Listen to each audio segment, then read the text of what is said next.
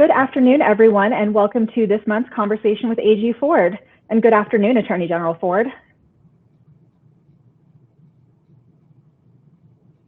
There you go. I'm sorry. I lost my mute button. Good morning. How are you doing? Oh, good afternoon. Good evening. Where are we right now? Hey, everybody. How y'all doing? This month we are here with the Bureau of Consumer Protection. Well, very good, everybody. Hi, everybody. I'm Aaron Ford, your Attorney General, and I'm honored to have you with me today for the fourth installment of our monthly town hall discussion with my office that we call Conversations with AG Ford. Many of you know who I am, or may not know who I am, but and you may not know what we do here. So I want to share some of that with you here at the Office of Attorney General, and we're working hard to help keep Nevadans safe. On my second day in office, I called every member of my team together for a meeting, and I talked to them about my priority areas, which I like to call the 5 C's. These are consumer protection, constitutional and civil rights, criminal justice and reform, client services, and community engagement. And I want everyone with us today to know that these C's are all about you. They're what my office uses to prioritize the ways that we serve each of you in our entire state. And they're why we're here today, to have this conversation, to focus on one of my C's, which is community engagement. On the last Wednesday of every month, I'll be introducing you to different members of what I call the AG family. You'll have the opportunity to learn more about what we do and to ask questions about our services.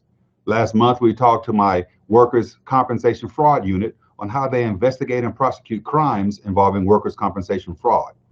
This week, I have with me Deputy Attorney General Laura Tucker, Senior Deputy Attorney General Whitney DeGeste, and Senior Deputy Attorney General Michelle Newman from my Bureau of Consumer Protection. They're with me today representing one of the divisions in my office that helps Nevadans every single day.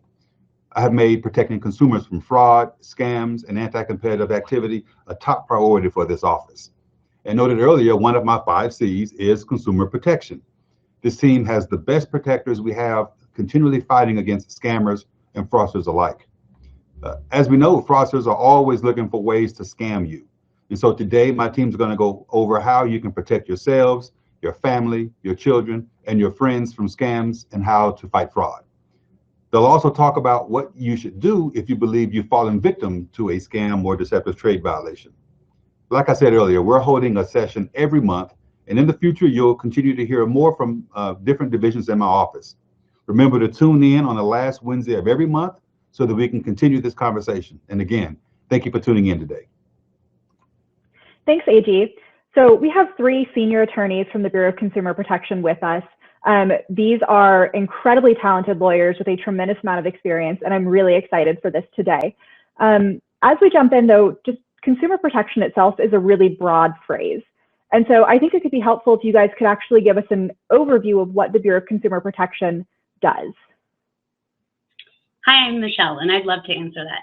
The Bureau of Consumer Protection represents the interests or rights of the state of Nevada in the areas of law that fall within its purview. This includes deceptive trade practices, antitrust, and public utilities. Perfect. And okay, so Michelle mentioned deceptive trade practices. Laura, that's your area of expertise. Could you tell us what deceptive trade means? Yes, so simply put, deceptive trade is when someone either tells you a lie or says something intentionally misleading when they're trying to sell you something. So this could be in the form of false advertising, or maybe bait and switch, or if, for instance, if they say services that you're in need of services that you don't actually need, or perhaps even saying a product is safe when the seller knows that it's actually not safe. And could you go into a little more detail, maybe some cases that you've handled within our office that involve deceptive trade? Yes, so some of the multi-state cases that we have dealt with, one of the best examples of classic deceptive trade is the Volkswagen emissions scandal. So that one occurred, if you remember, it's when VW had actually installed a defeat device in a lot of its diesel vehicles to say that the emissions that the vehicles were giving off were actually much lower than they actually were. It was about 40 times lower. And so they advertised their cars as being safe for the environment when in fact they were well above the EPA standards. So that would be an example of lying or misrepresenting in a sale. Another good one that's a little bit different from a privacy standpoint, it's a good example of that, is the Equifax data breach. That affected close to 150 million Americans, where because of a flaw in the software that Equifax was using, hackers were able to get in and steal the personal information of 150 million Americans, including their social security numbers and driver's license numbers. These are some really dangerous things for people to get a hold of. And the reason that's a deceptive trade practice is that Equifax represented to the consumers that their data would be safe and that they would keep it safe. And they didn't take the steps to make sure that they actually did keep consumers' data safe. And lastly, we've got our opioids litigation that's ongoing right now. And that's one of our largest cases that we're working on. And in that lawsuit, we're alleging that a number of opioids manufacturers, distributors, and pharmacies are downplayed the addiction and overdose risks and caused the opioids crisis that we're in today. And you mentioned that these are multi-state cases. So your job is to then jump into these lawsuits that are happening nationwide and represent the interest of Nevadans in those cases? Yes, exactly. And so we'll work with either a small handful of states or sometimes with all 50 plus the territories to investigate these cases and talk to the target companies and eventually either litigate or settle these cases. Great. And Michelle, you had also mentioned unfair trade practices or antitrust. Can you give us an overview of what those are? Absolutely. So unfair trade practices or antitrust law deals with conduct that constitutes the illegal restraint of trade and commerce. So a few examples would include price fixing or monopolies that hinder competition. And are there any specific examples that come to mind that you've handled or offices handled involving antitrust? Yes, so just as Laura described how multi-states, what they are and how they work, there are two that come to mind that are perfect examples of antitrust cases. One is the recent multi-state lawsuit against Facebook. Our office joined with 48 other states to file a lawsuit that alleged Facebook illegally acquired competitors in a predatory manner and cut services to smaller competitors. Another great example is the multi-state lawsuit against Google LLC, which alleged that Google illegally maintained its monopoly power over general search engines through a series of exclusionary contracts and conduct. Great, thank you. And Whitney, you handle, my understanding is the utility or energy advocacy. Can you tell us what that means? Yeah, sure. So the Bureau of Consumer Protection actually represents Nevada ratepayers in proceedings before the Public Utilities Commission of Nevada, and then sometimes other venues such as the Federal Energy Regulatory Commission, which is also called FERC, and then the Public Utilities Commission of Nevada. The acronym for that is PUCN. But what happens there is when a public utility in Nevada files a case before the PUCN, for instance, if they want to increase rates for Nevada ratepayers, we intervene in a lot of these cases, and we put on expert testimony, and we just try to ensure that the interests of the ratepayers are protected. And one of the other things that I think has been coming up more and more frequently over the past couple of years is this idea of a notario scam.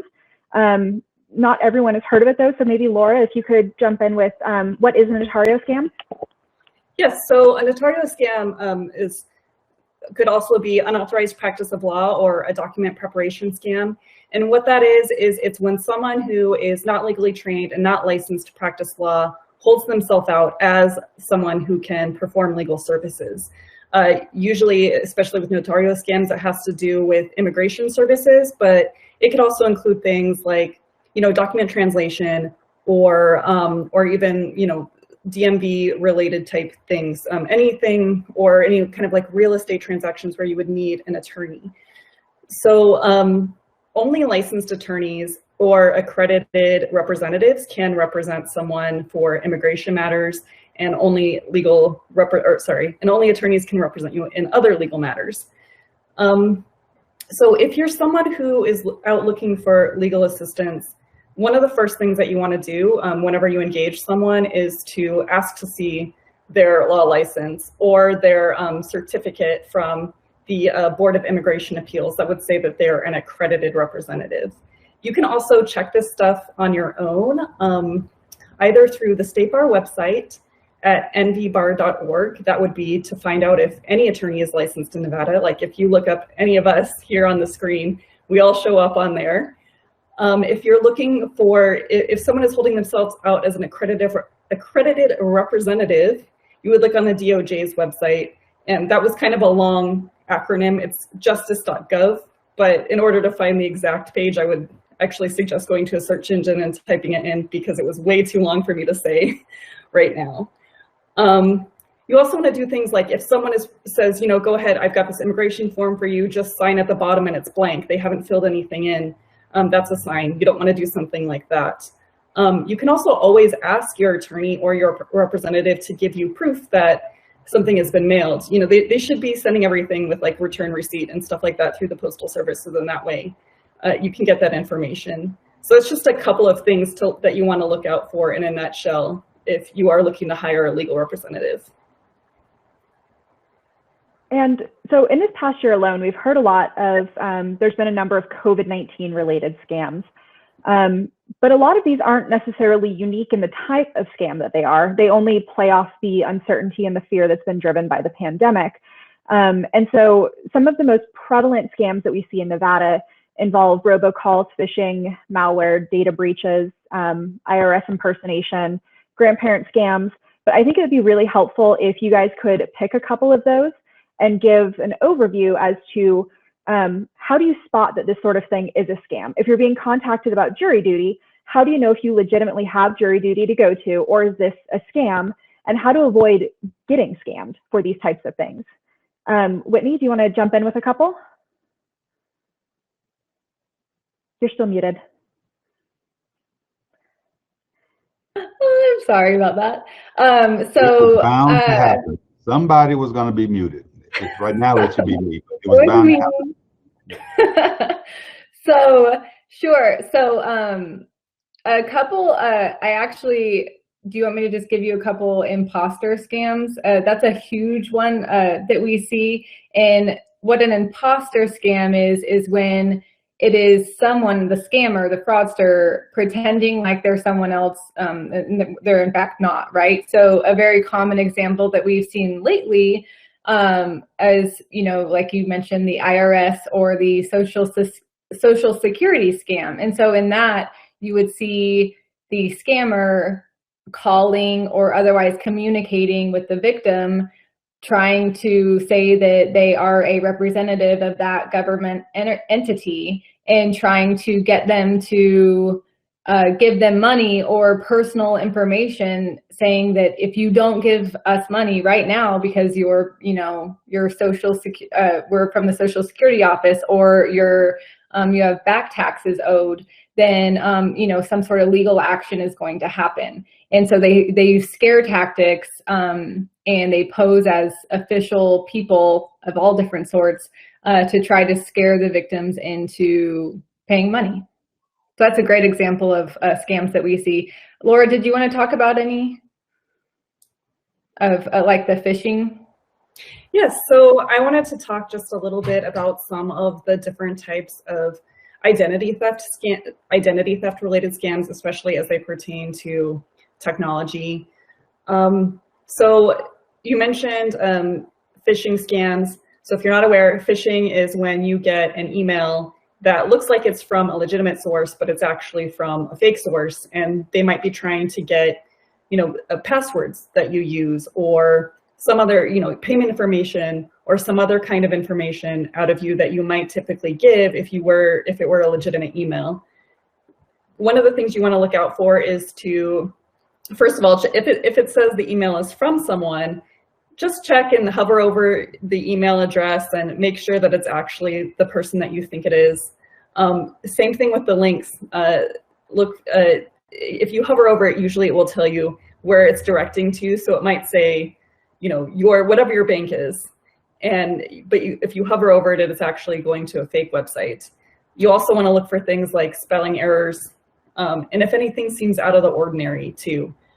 A lot of times it might be, if it's a weird request from your boss where they're telling you to go pick up some gift cards to pay for something, and that's out of the ordinary, that's something you should look for too. There's also malware, which that's usually some sort of virus or computer software that somehow gets installed on your computer, where a hacker can actually take control of your computer, make it so then that way you can't access some of the information on your computer, threaten to expose some information of yours if you don't pay them a reward. For that one, a lot of times law enforcement will recommend that you do not pay the reward. It usually, a lot of times if you do pay it, your stuff will still get stolen or exposed anyway. And also it kind of encourages this activity to keep happening.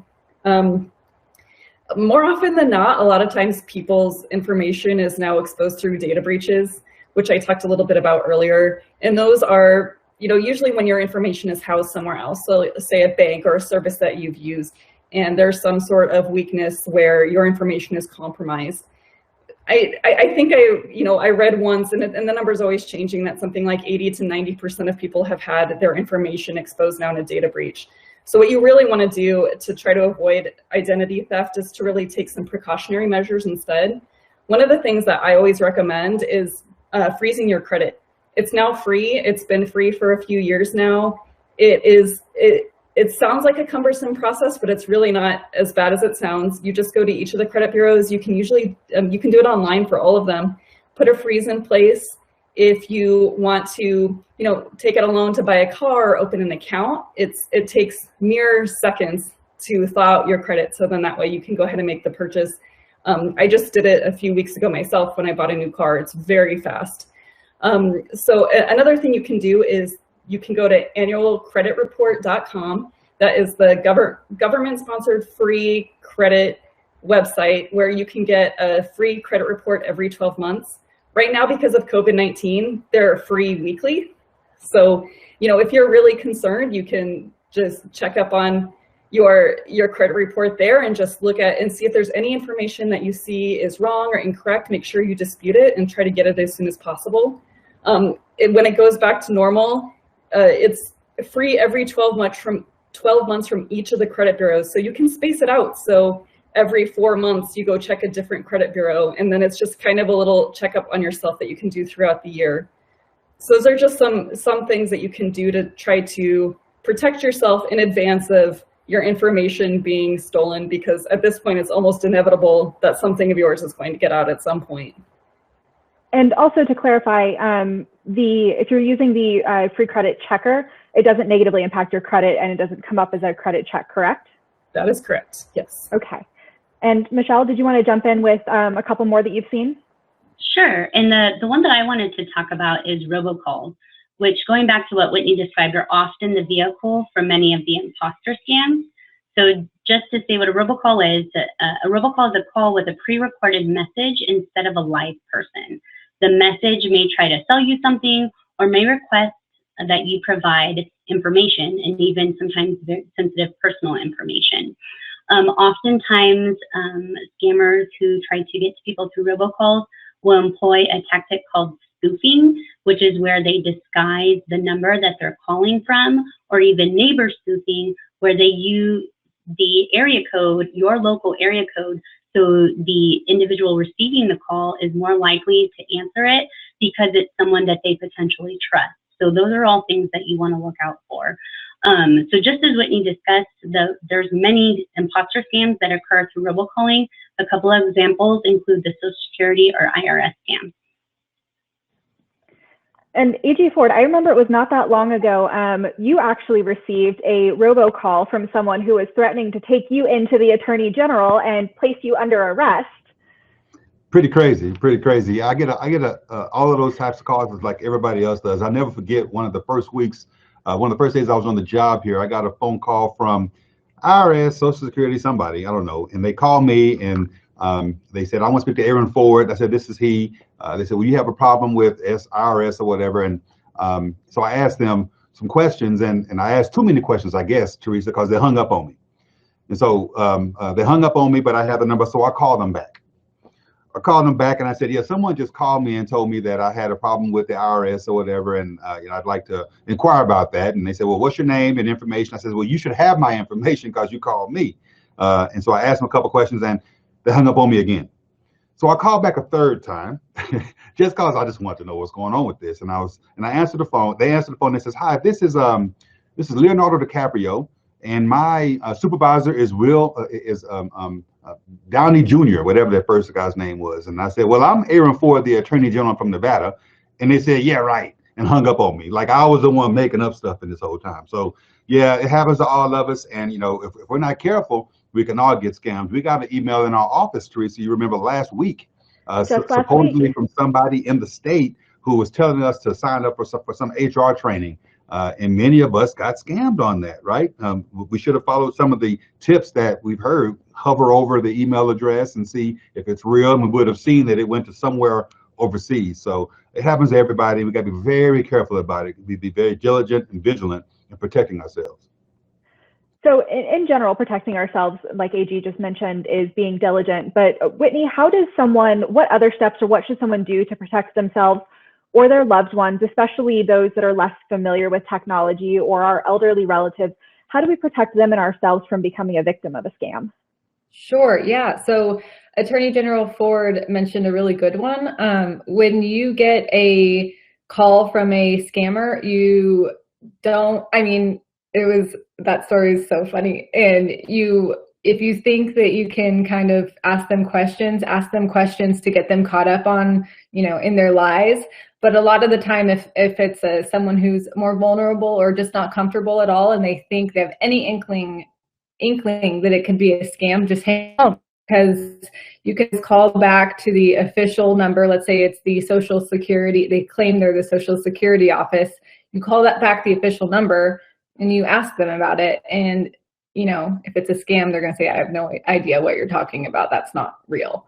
And another good just general tip is to just not give them any information. If they start with questions that would lead you to have to answer personal questions, don't give them any and hang up. Another thing, if there's someone out there who gets, call, email communication, in-person communication, someone not knocking at your door, anything like that, or mail, just talk to people, talk to trusted friends and family. If you have an attorney that you work with, get feedback on whether you think it's a scam. Don't just stay confined to yourself and act on it without talking to someone that you know. And then lastly is to stay aware, stay educated, just listen to things like this that you're listening to right now. We post press releases all the time about the latest scams. And then other great resources are AARP and Better Business Bureau. They have wonderful information on scams. So the more you know about the newest scam tricks the newest twists on old scam tricks, right? Then the less likely you'll be to fall for one yourself. And Laura, how does BCP and how does the AG's office even become aware of these scams, and how do we get involved in these, either through an investigation or once they become litigation or go towards a settlement objective? How do we even become aware of these? Yes, so a lot of times we find out from consumer complaints. So if you're a victim of what you think is a deceptive trade practice, then you can go ahead and file a complaint with our office. Even if you think there's a chance that you're not going to get your money back or that the person is long gone, any information is helpful to us. We look at all of them. So please file consumer complaints with our office. Sometimes too, we will get reports from other states. So they might be seeing something and they find out that this company is also operating in Nevada, or it's a very large nationwide company. And so they reach out to us and to our sister states and let us know that they have noticed something going on. And that's usually how multi-state investigations start. And then even sometimes we'll find out from media reports. So if there's something in the local paper or on the local news station, it might be something that one of us in the office sees and we decide to take a closer look at it. All of these things are where we get our information. Yeah, I'm just going to jump in, Teresa, because you heard Whitney talk about ways in which you can protect yourself, and you just heard Laura talk about how you can get information to us. I must say, every once in a while I do silly stuff to try to educate people about how to contact us. And I'm going to try something here. This is unscripted, y'all, just so you know. I'm going to try to share my screen, Teresa, and then I'm going to show y'all something that I just did with similar woman, Selena Torres, trying to educate folks about consumer protection. So yeah, that's the one. So that's one I want to share. Okay, is it sharing? Can y'all see my screen? I have your TikTok up. Yep. Okay, it ain't my TikTok. I don't have a TikTok, but I mean, I have a TikTok featuring you. There you go. We got Selena Torres TikTok up, and here we go. This is what we did to try to educate folks about consumer protection.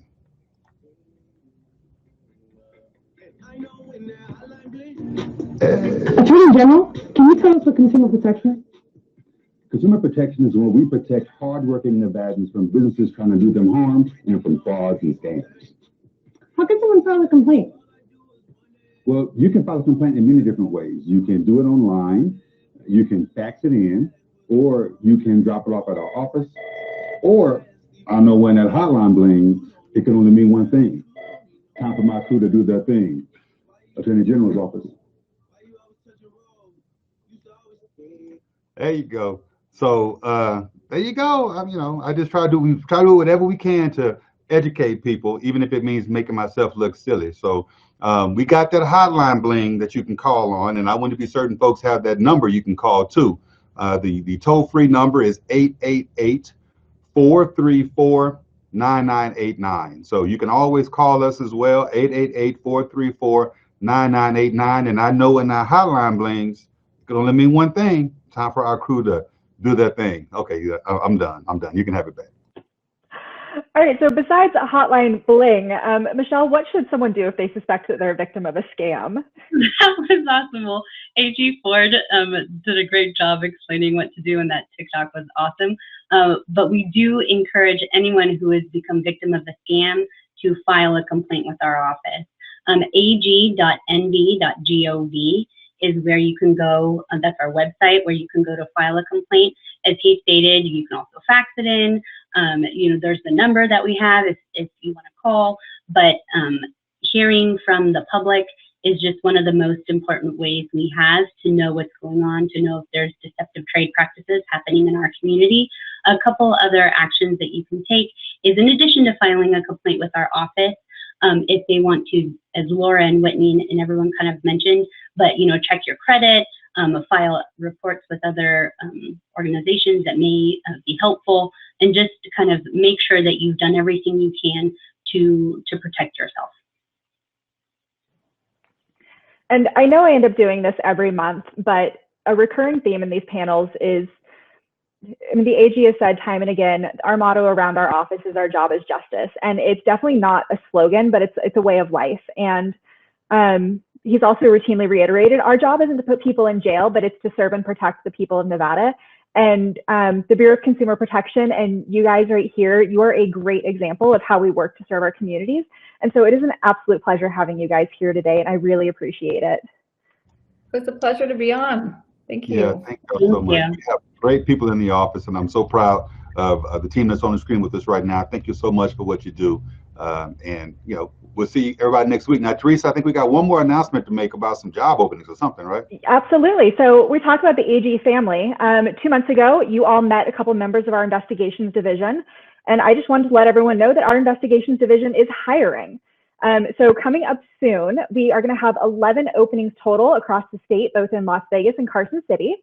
And so if you have any interest and any experience, that would be fantastic. Go to our website, ag.nv.gov. At the very top of the page, there will be a link to jobs, and you will see the investigator positions listed. They're not up yet, but they will be up within the next couple of days. So definitely check back if you're interested. And it's a really great opportunity to join the AG family. Thank you, Teresa, and thank you everybody for tuning in, and thank you so much to our team on the screen here. We really enjoyed seeing you today, and we'll see you next week. Next month. Thank you. Next month, that's right. All right. Bye, everyone. Thank you so much. Bye-bye. Bye. Thank you.